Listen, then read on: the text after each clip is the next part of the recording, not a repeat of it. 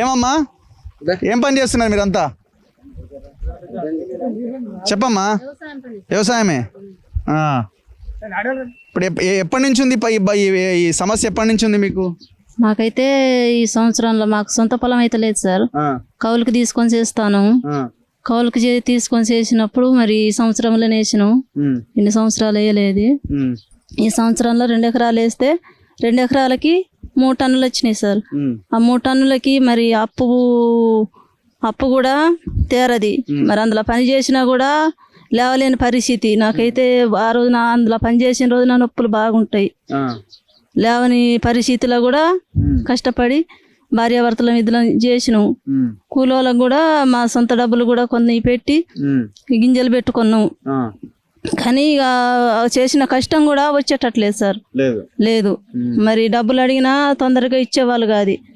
మందులు కూడా డేట్ అయిపోయిన మందులు ఇచ్చిండ్రు. డేట్ అయిపోయిన మందులు ఇచ్చిండ్రు. 2015 సంవత్సరం మందులు ఇచ్చిండ్రట. అయితే మాకు తెలియదు, మాకు చదువు లేదు.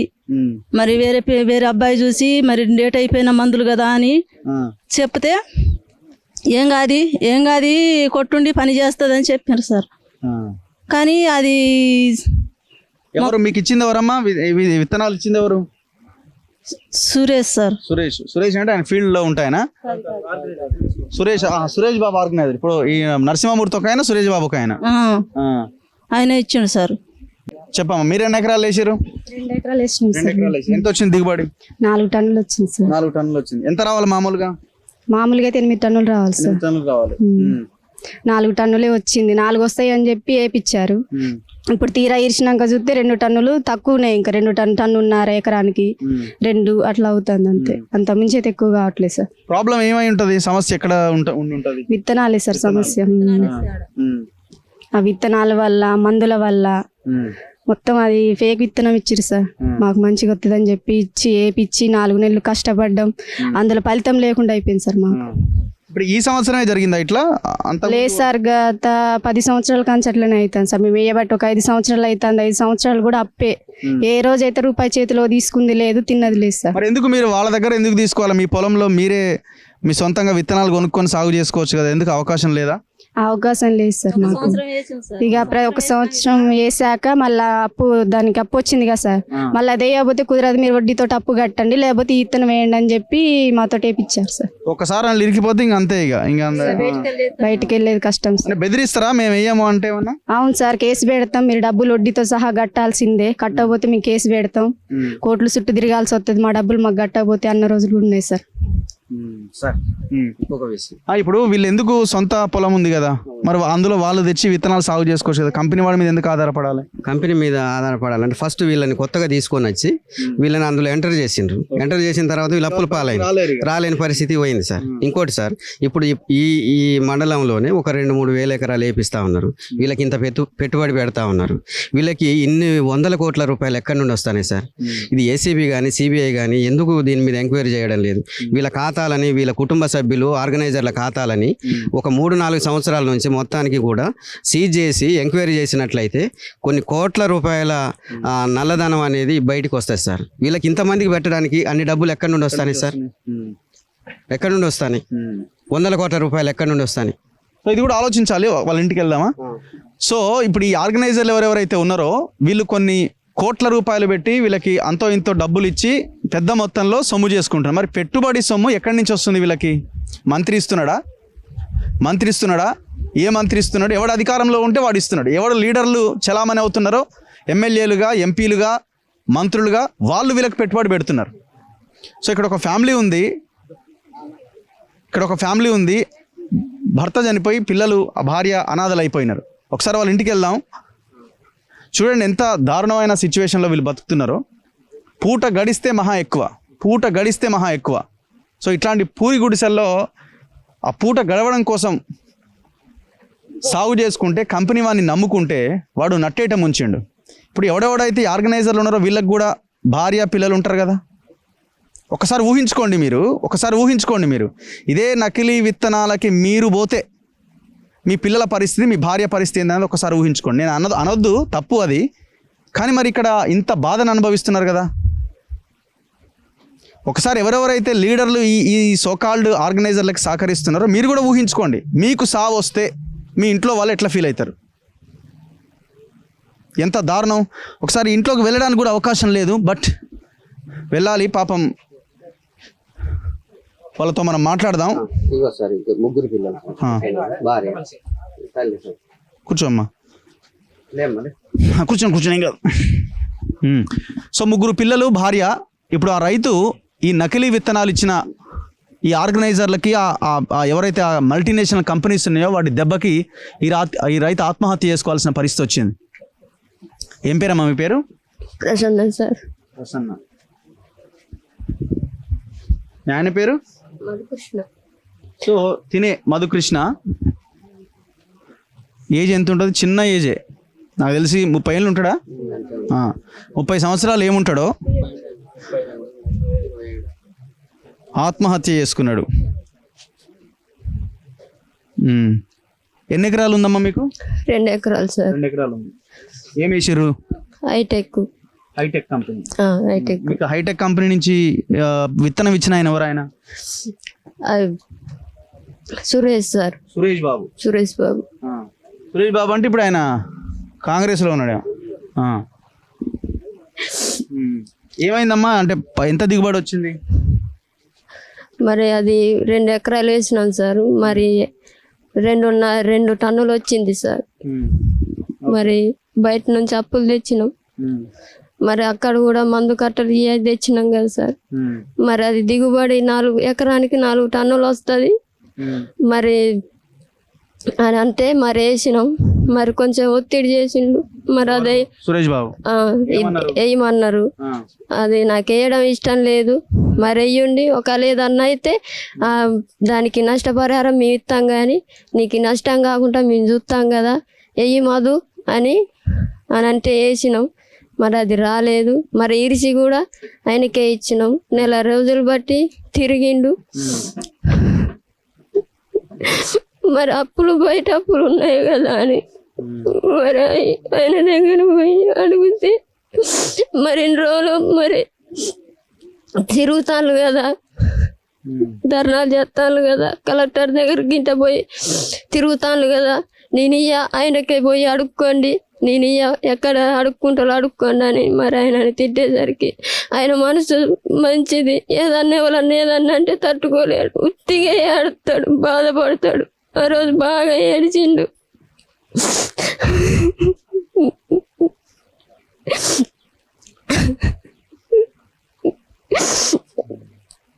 ఆ రోజు మరి ఇట్ట అంటానులే, మరి ఏం చేద్దామే అంటే మరి ఏం చేద్దామే బావా అని కూడా అన్నా. మరి ఇటాడు తిరిగిండి ఇంట్లోకి. నాకు ఆరోగ్యం మంచిగా లేదు, అప్పుడప్పుడు ఊపిరి పట్టేస్తుంది నాకే. నేను పడుకొని ఉన్నా. మరి బాత్రూమ్ అన్న పోయి వస్తా అని అన్నాడు. అని అంటే మరి సరే అని నేను అట్టనే పడుకున్నా. బాత్రూమ్ పోయి మరి బయట నుంచి గబ్బేలు శబ్దం వచ్చింది, కింద పడ్డాడు. అరే ఇదేం శబ్దం వచ్చిందని అటు పోయి చూస్తే మందు తాగి కింద పడిపోయి ఉన్నాడు. తాగేసి ఇంటికి వచ్చిండు. ఇక్కడనే తాగి బాత్రూమ్ అని పోయిండు. ఇటు అన్నీ కింద పడ్డాడు. పోయి చూస్తే మందు తాగి సొంపు లేదు. హాస్పిటల్ తీసుకుపోతే పుల్లుగా తాగిండమ్మా.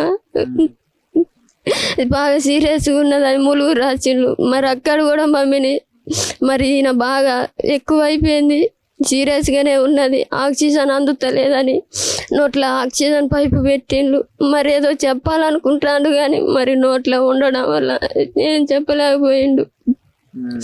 మళ్ళా నుంచి అటు ఎంజీ హాస్పిటల్కి తీసుకుపోతే మరి అక్కడ కూడా వాళ్ళు సీరియస్గా ఉందమ్మా, బతుకుతాడని చెప్పలేము, బ్రతుకుతాడని ఆశగా ఎంతో ఆశగా చూసినా కానీ తను బతకలేదు. మరి బ్లడ్ అంతా పాయిజన్ అయిపోయింది, బతకడానికి చాలా కష్టం అమ్మా అన్నాడు. 24 గంటలు బ్రతికిండు.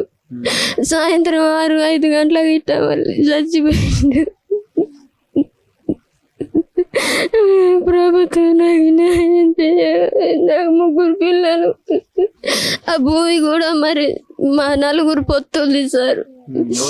మా 4 అన్నదమ్ములది. మా మామ పేరు మీదనే ఉన్నది 2 ఎకరాలు. అది సంవత్సరానికి ఒకరు చేయాల.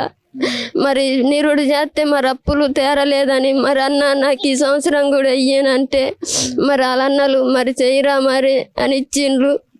ఈ సంవత్సరం కూడా అప్పులు అయినాయి. ఏ ఊరమ్మా?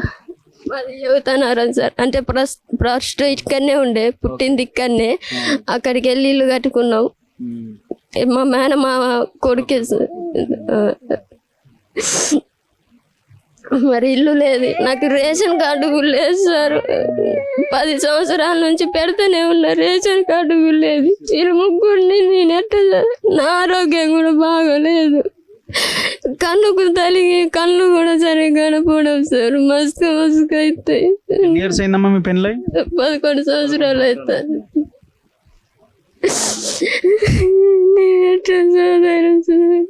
రేషన్ కార్డు కూడా లేదు. సొంతంగా మీరు సాగు చేసుకోలేకపోయారా? విత్తనాలు తెచ్చి కంపెనీ వాడి మీద ఎందుకు ఆధారపడ్డారు? మాకు సొంతంగా ఏం లేదు కదా సార్, పెట్టుబడిగా ఇస్తామనంటే మరి ఆ పంట వచ్చిన దాన్ని బట్టే కదా వాళ్ళు తీసుకొని మాకెంతో కొంత ఇస్తారు కదా సార్. ఎక్కడ ఉన్నమ్మా డాడీ? ఎక్కడ ఉన్నాడు?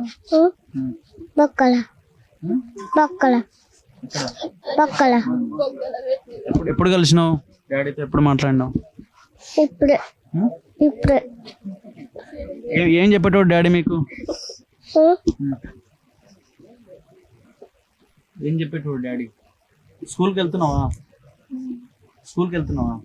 ఎక్కడ ఎక్కడ స్కూల్కి వెళ్తున్నావు? చిన్నవాడికి వెళ్తున్నావా? నువ్వు బాబు ఏ క్లాసు? ఒకటా?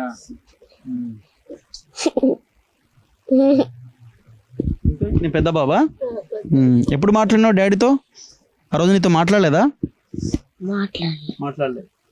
ఆ రోజు నుంచి వాడు బెంగ పెట్టుకున్నాడు సార్. ఇక్కడ ఉంటలేడు, వాళ్ళ తాతయ్య గారికి అయ్యబోతాడు. అమ్మ నేను ఇక్కడ ఉండ, నాన్న గుర్తొస్తాడు అని మొన్నటిదాకా అటే ఉన్నాడు.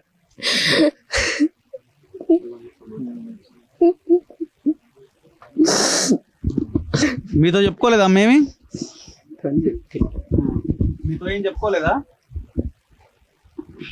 ఫస్ట్ విత్తనాలు తప్పుడు మరి ఆ విత్తనాలు మరి వెయ్యండి మీకు 4 టన్నులు వస్తాయి అన్నారు ఎకరానికి.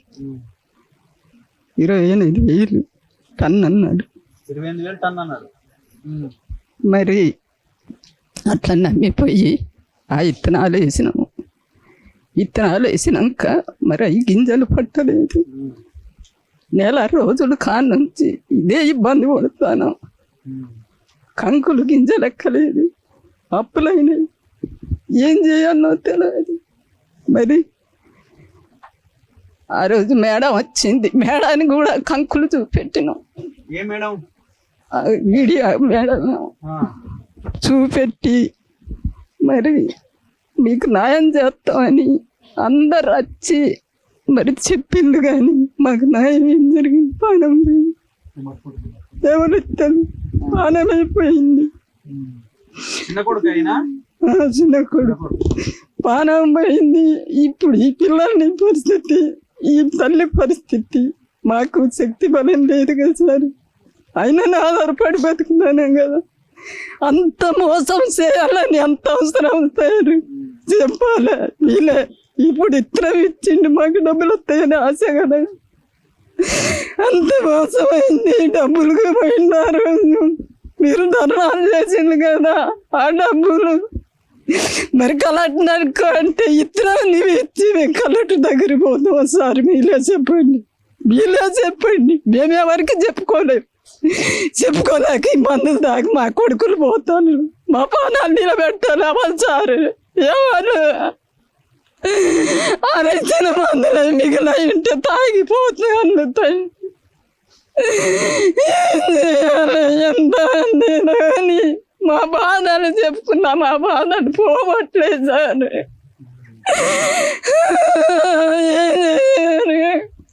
మా కొడుకు పోయింది, ఇక మా పరిస్థితి అట్లా.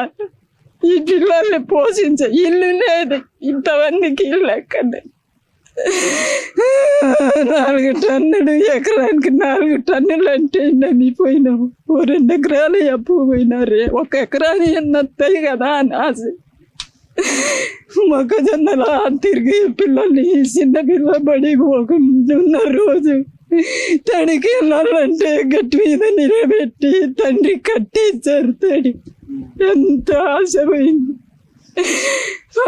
పోయింది మా పానానికి. ఎవరికి చెప్పుకున్నా ఏమి కొంచెం లేదు, మాకేం జవాబు కూడా రాలేదు.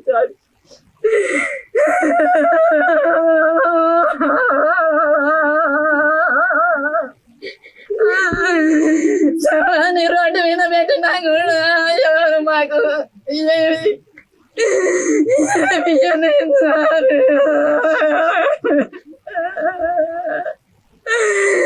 ఇంకా పోయిన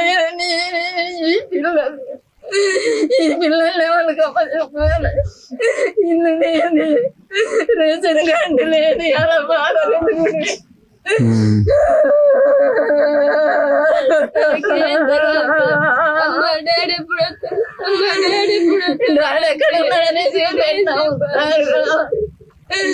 మీరు గింజలు వేసిన కలెక్టర్ పోయి అడుక్కో అంటే అవి ఇచ్చినామని అడుక్కోవాలి. సురేష్ బాబు నెంబర్ ఉందా? లేదు.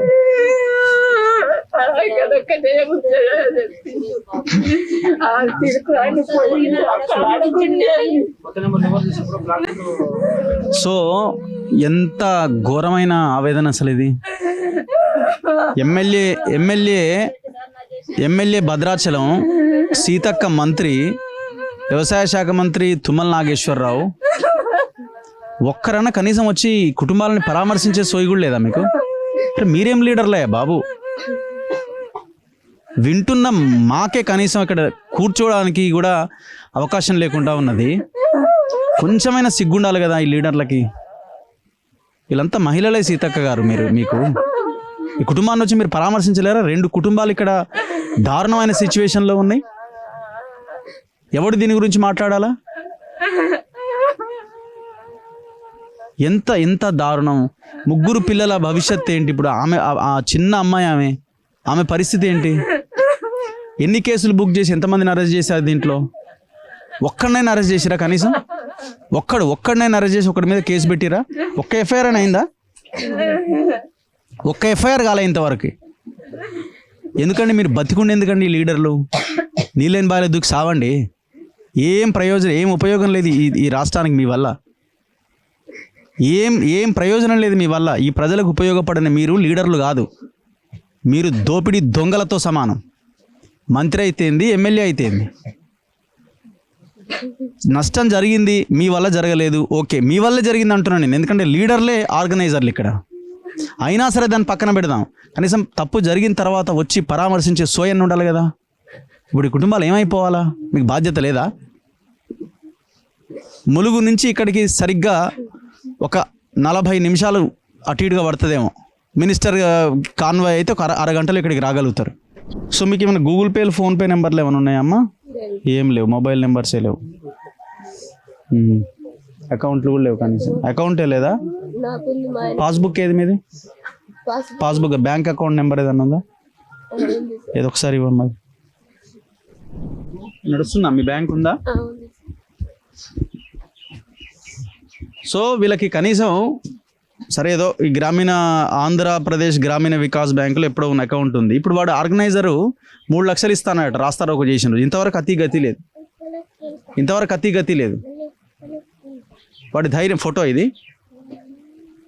ఇతను ఆర్గనైజర్ సురేష్ బాబు. వీళ్ళకి అడ్రస్ ఉండదు, ఫోన్ చేస్తే ఎత్తరు, సంబంధమే లేదు. వీళ్ళ మీద పీడీ యాక్ట్ కేసు పెట్టాలా? నకిలీ విత్తనాలు అమ్మినవాడి మీద పీడీ యాక్ట్ పెట్టాలని చట్టం చెప్తున్నది. మరి ఈ చట్టం ఏమైపోయింది ఇవాళ? ఎందుకు పనిచేస్తలేదు ఈ చట్టం? వ్యవసాయ శాఖ మంత్రి మీకు సంబంధించిన బంధువులని, మీ చౌదరి అని, లేకపోతే మీ శిష్యులని ఈ వ్యవహారం చేస్తున్నారా?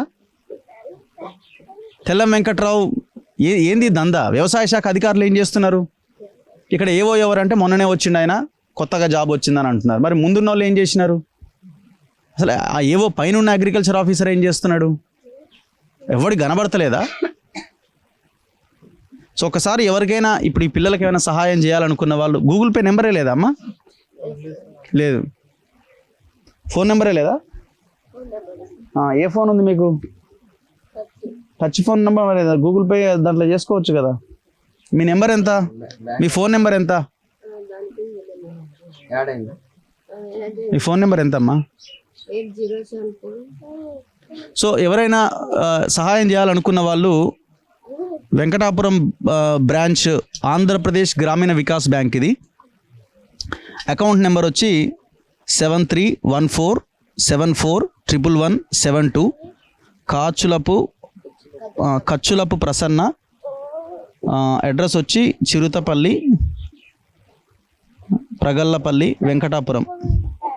సో ఇది ఆంధ్రప్రదేశ్ గ్రామీణ బ్యాంక్. ఐఎఫ్ఎస్సి కోడ్ ఇక్కడ కనిపిస్తున్నది చూడండి, SBIN 0RRAPGB. SBIN 0RRAPGB. Account number మరొకసారి 7314741172. ఆమె పేరు వచ్చి Kachulapu Prasanna. Venkatapuram branch 4172 branch code. So ఇది పరిస్థితి. ఈ కుటుంబాన్ని ఎవరైనా తెలిసిన ఆదుకోవాలి అనుకుంటున్న వాళ్ళు దయచేసి ఆదుకునే ప్రయత్నం చేయండి. ఆ పిల్లలకి కనీసం తిండి పెట్టడానికి కూడా వాళ్ళ ఇంట్లో ఏమీ లేదు. ఎంత దారుణం! దీనికి ఎవడు బాధ్యత వహించాలి? ఎక్కడ ఉండి మనం మాట్లాడుతున్నాం? అసెంబ్లీలో పెద్ద పెద్ద లెక్చర్లు ఇస్తాడు ముఖ్యమంత్రి, నాయకులు, వీని మీద వాడు, వాని మీద వాడు. ఎంత ఘోరం అండి ఇది. మీ నెంబర్ చెప్పమ్మా ఒకసారి. 8074205574. దాని గూగుల్ పే నెంబర్ ఏదైనా చేసుకోండి. మీరు అకౌంట్ లింక్ చేస్తే ఆ నెంబర్ వస్తుంది. మీకు లింక్ అయినప్పుడు ఎవరైనా, అంటే ఐ థింక్ నేను అనుకో 1-2 days పట్టవచ్చు. మీరు ఎవరైనా హెల్ప్ చేయాలనుకున్న వాళ్ళ కుటుంబాన్ని ఆదుకునే ప్రయత్నం చేయండి. ఆ పిల్లల చదువు మధ్యలో ఆగకూడదు. ఆ పిల్లలు వాళ్ళ నాన్న లేని లోటు వాళ్ళకి తీరాల్సిన అవసరం ఉన్నది. సో ఇది మనం కంటిన్యూ చేయాల్సిన అవసరం ఉంది. ఎట్టి పరిస్థితుల్లో ఈ మాఫియా మీద ప్రభుత్వం చర్యలు తీసుకునేంత వరకు పోరాటాన్ని కొనసాగించాలి. దీన్ని ఇంకా మరింత ముందుకు తీసుకెళ్దాం. సో ఇంకొక ఫ్యామిలీ దగ్గరకు వస్తున్నాం మనం. ఇక్కడ కూడా ఒక ఆయన ఆత్మహత్య చేసుకున్నాడు. అండ్ ఆ కంకులు తిని, ఆ మొక్కజొన్న కంకులు తిని, ఎందుకంటే అది రీసెర్చ్ కోసం ఇచ్చిన కంకులు. సో అది మార్కెట్లో అమ్మడానికి వీల్లేదు. డైరెక్ట్గా వాడు మళ్ళీ కొనుగోలు చేస్తాడు వాటిని. సో అవి తిని ఇక్కడ ఒక మహిళ, ఆమె పెరాలసిస్ వచ్చింది. ఆమె సో ఇప్పుడు ఉన్నది కదా ఆమె. సో ఆమె పెరాలసిస్ వచ్చి ఆమె చాలా ఇబ్బంది పడుతున్నది. అండ్ వాళ్ళ అబ్బాయి ఆత్మహత్య చేసుకున్నాడు. సో ఆ కుటుంబం ఇది.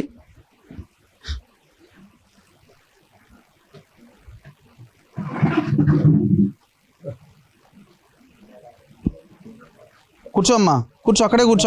ఎడికి పోతావు? ఏం పేరు పెద్ద మనిషి? సత్యం. సత్యమా? ఇప్పుడు వాళ్ళు ఏమవుతారు? ఆమె ప్రసన్న వాళ్ళు బిడ్డ, మా తమ్ముని బిడ్డ అండి. మీ తమ్ముని బిడ్డనేనా? ఇప్పుడు చనిపోయింది కూడా. మా అబ్బాయి ముందు చనిపోయిండు. నెల ఒక 15 రోజుల తేడా. మా అబ్బాయిని ఆ చనిపోయిన చిన్న అబ్బాయి ఇద్దరు బాబా మరుదులే. మా కాడు లేదండి, ఇద్దరు ముగ్గులే. పెద్ద అబ్బాయి చనిపోయిండు. ఆయన 10 ఎకరాలు వ్యవసాయం చేసిండు.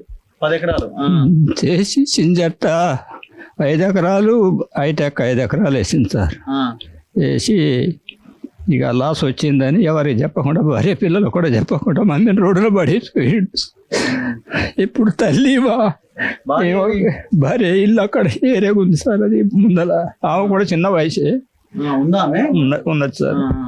అయితే ఇప్పుడు ఈమెకు పీరియడ్స్ వచ్చి అదే కంకులు కాల్చుకొని తిని సంవత్సరం అయింది సార్. ఇక పడిపోయి కాల్చుకొని తినగానే ఇదైందా? కాల్చేయి ముక్కు మూతి కూడా పక్కకు పోయి అంత చేస్తే తీసుకొని వెళ్ళిపోయినా. దగ్గర డబ్బులు ఎంజీకి తీసుకపోతే ఒక 4 రోజులు అక్కడ ఉంచుకున్నారు. ఆ తర్వాత కాలు చెయ్యి అన్ని వచ్చినాయి కానీ ఇక పని చేయలేదు. ఇక అదే పరిస్థితిలో ఉంటుంది. ఇక మనం లేకపోవటం, నేనే లేపటం, నేనే కూర్చోబెట్టడం, ఇక నేనే సాగరి చేయటం. మా కాడి పిల్లలు లేదు, 2 మగవాళ్ళు. అయితే ఇప్పుడు పెద్ద అబ్బాయి బాగా చూసుకునేటప్పుడు చనిపోయిండు. అట్లా మా పరిస్థితి రోడ్డు మేము పడచ్చు. మాకు మేము బతకలేని పరిస్థితిలో మా కోడలు చనిపోయాడు. భర్తేనమ్మా?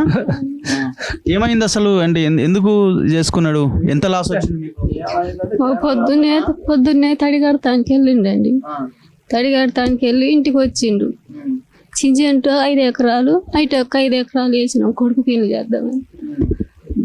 పోయిండు తడికాడ తని పోయిండు వచ్చిండు, గింజలు ఎక్కలేదు ఏం ఎక్కలేదు. నాకు చాలా బాధ అనిపిస్తుంది. ఎట్లా చేసుడు బాగా అప్పులైనాయి ఎక్కువ అని అన్నాడు అని మరి నేను ఇంట్లోనే ఉన్నా. మరి బయటికి వెళ్ళిండు తాగిండు, మందు తాగిండు నేను తాగలేదు అంటాడు. తీసుకెళ్ళాం ఇక్కడికి వెంకటాపురం తీసుకెళ్తే ఆడ పట్టణ అన్నారు. ఆడ పట్టణ అంటే ములుగు తీసుకెళ్తే ఆడ పట్టణ అన్నారు. ఎంజీకి తీసుకుపోయాను. ఆడ సీరియస్ అయింది అన్నాడు బాగా. ఒకటే నైట్ బతికిందండి. తెల్లారు 6 గంటలకు చనిపోయిండు. ఎంతమంది అమ్మ పిల్లలు మీకు? 3. 3 పిల్లలు. 2 ఆడోళ్ళు, ఒక అబ్బాయి. ఏం చేస్తున్నారు? చదువుకుంటున్నారా పిల్లలు? పిల్లలు స్కూల్కి వెళ్ళి 2. ఒక అబ్బాయి ఇంటికాడే ఉంటాడు, పనికి వెళ్తాడు. పనికి పంపిస్తున్నారు. ఇప్పుడు ఏం పంట వేసారు మళ్ళీ? ఇప్పుడు దాంట్లో ఎవరు చేస్తున్నారు? కౌలుకి ఇచ్చారా? కవులకి ఇయ్యలేదండి, మేమే కవులకి తీసుకొని చేసినాం. కౌలుకి ఏమి సొంత భూమి కాదా? కాదు, మాకు సొంతది లేదు, కవులే. 10 ఎకరాలు తీసుకొని చేసినాం అబ్బాయి పెళ్లి చేద్దామని తీసుకొని చేసినాం. కానీ మాకు ఇప్పుడు మా ఆయనకు మేము గొడవ పెట్టుకున్నామని, భార్యాభర్తలు గొడవ అని కేసు రాసిర్రు అని పోలీసు వాళ్ళు.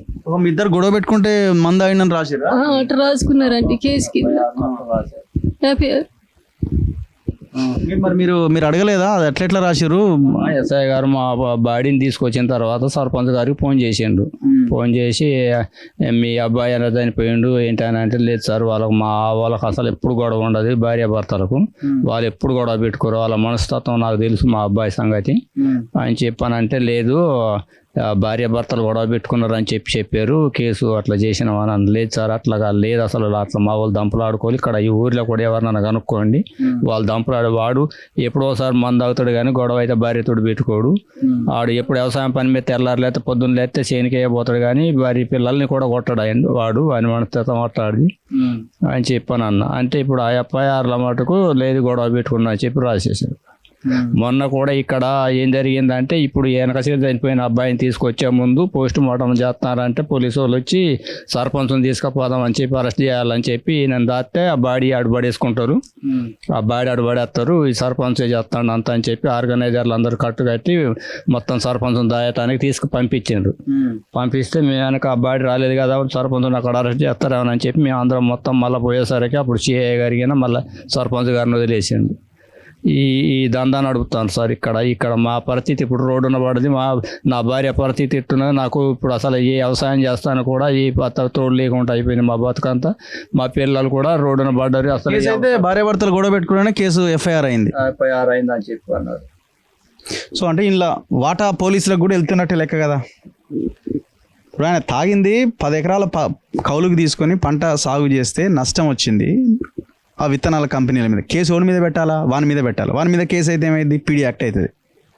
సో వాళ్ళు తప్పించుకోవడానికి మొత్తం స్కెచ్ చేసి పోలీసుల సహకారంతో భార్యాభర్తల మధ్య గొడవగా చిత్రీకరించారు. ఎంత మోసం ఇది.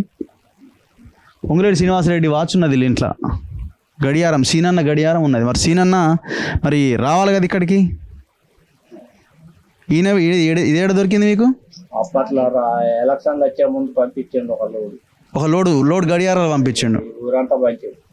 ఆయన ఏముంది ఇప్పుడు ఈ నియోజకవర్గం? వెంకట్రావుదా? వెంకట్రావు అంటే ఇప్పుడు బాల్సాని అప్పుడు ఆయన పిఆర్ఎస్ లో ఉన్నాడు. ఎవరు? కాంగ్రెస్లోకి వచ్చాడు. ఇప్పుడు సీను ఇప్పుడు పిఆర్ఎస్ లో ఉన్నాడు. అప్పుడు బాల్సాని లక్ష్మీనారాయణ ఎమ్మెల్యే గారు కూడా పిఆర్ఎసే కదా. వాళ్ళని బట్టి వాళ్ళ బాల్సాని కుటుంబం ఇక్కడ వెంకటాపురం మండలం కాబట్టి వెంకటాపురం ఒక లోడు వాళ్ళ తరపున పంపించి ఇక్కడ పంచిచ్చారు. సో ఇది పరిస్థితి. లోడ్ గడియారాలు పంపించి రైతుల నోట్లో మట్టి కొడుతున్నారు. ఎంత ఘోరంరా నాయన. మీరు మనుషులేనా అసలు? మనుషులేనా మీరు అసలు? కనీసం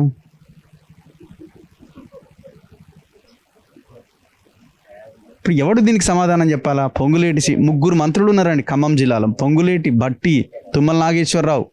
ఇప్పుడు ఈ తెల్లం వెంకట్రావు అనేట ఆయన పొంగులేటి మనిషే. మరి పొంగులేటి చెప్తున్నాడు కాబట్టి తెల్లం వెంకట్రావు వస్తలేడా?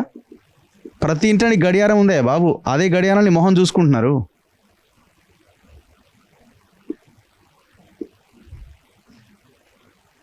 సో చూడాలి. ఏమైందమ్మా? ఏం తిన్నావు? కంకులు తిన్నా. కంకులు తిన్నావా?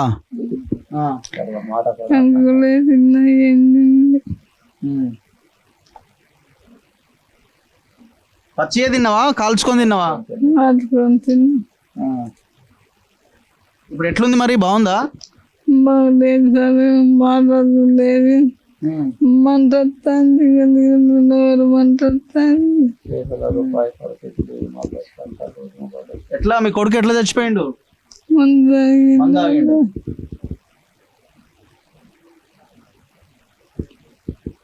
సో చాలా దారుణం. మీ ఫోన్ నెంబర్ ఉందా? మీ నెంబర్ ఎంత?